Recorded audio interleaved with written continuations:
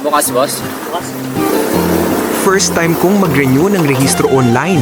Nakaka-amaze dahil ganito na lang pala kabilis ang proseso ngayon mga tol. Tara, samahan niyo ako kung paano ko nagawang mag-renew ng rehistro in less than 1 hour. Sa videong ito ay susubukan kong ipakita ang step-by-step process at kung magkano ang magagastos natin sa buong proseso ng ating pagre-renew. Pero bago yan ay kung hindi ka pa nakasubscribe, baka naman pwede paki-like at subscribe na rin ng ating channel. So hindi ko na papahabain pa, simulan na natin to.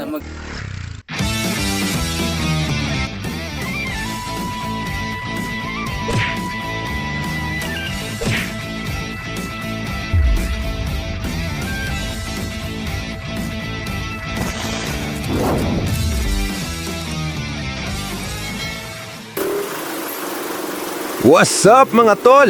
It's me again, your friendly Riderhood Mark, and I'm back with a brand new track.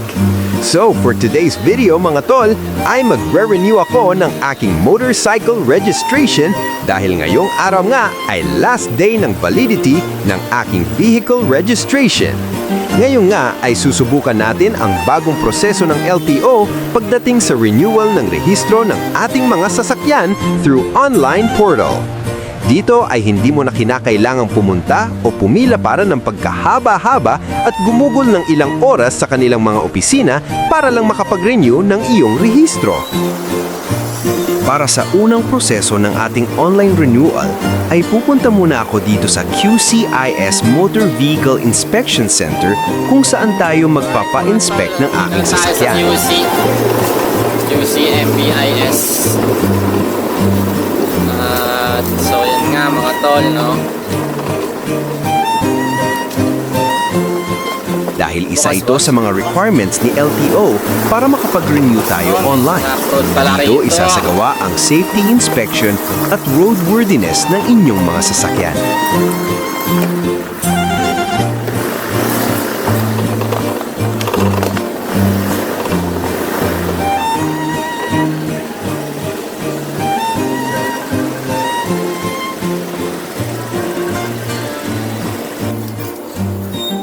Kung may makitang problema sa iyong sasakyan, ay kinakailangan mo muna itong ipaayos at muling ipacheck bago ka dumiretso sa payment section para sa emission test.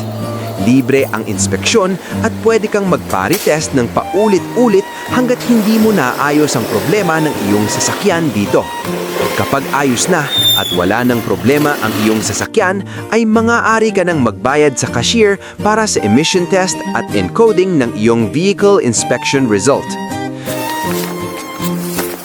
Sunod naman ay kailangan din nating mag-avail ng third-party liability insurance o comprehensive third-party liability insurance para sa ating mga sasakyan. Pag nakumpleto mo na ang dalawang requirements na ito, ay maaari na tayong mag-proceed sa ating online portal upang i-renew ang ating rehistro. Mag-login lang sa iyong LTMS portal at piliin ang vehicle registration.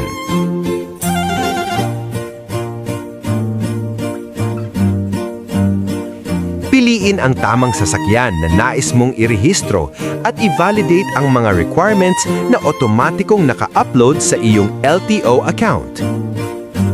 Kapag na-validate na, ay maaari ka nang mag-proceed sa payment registration. Piliin ang payment method na gusto mong gamitin sa pagbabayad. Marami kang payment options na maaaring pagpilian, depende sa gusto mo. May katumbas lamang itong convenience fee na dadagdag sa total na babayaran mo sa LTO. At kapag naging successful ang iyong payment, ay voila! Automatic nang ma-update ang iyong rehistro. I-check lang ang validity sa iyong official receipt sa portal o maaari mo rin itong i-print para sa iyong personal na kopya.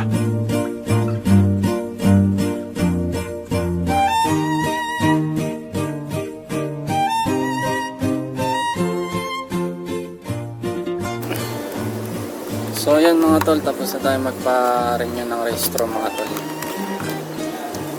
At yun, in just wala pang isang oras, tapos na tayo mag-renew.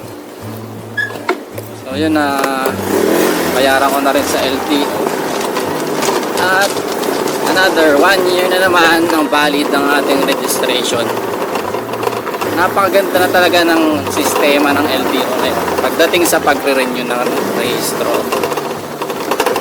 So napakabilis na, hindi na siya ganun ka hassle katulad ng dati na kailangan mo pumila ng pagkahaba-haba at kailangan mo mag-alat ng mahabang oras, isang buong araw minsan ang inaabot sa pagre-renew.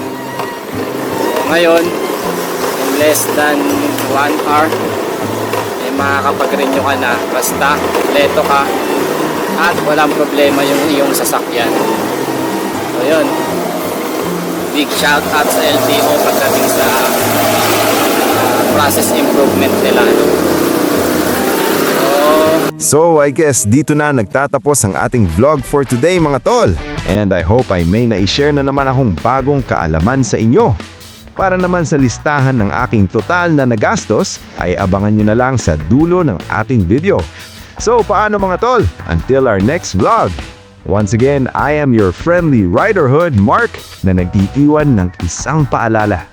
Ang kamote ay sa lupa tumutubo, hindi sa aspalto. Kaya huwag maging bobo sa pagmamaneho. Babu!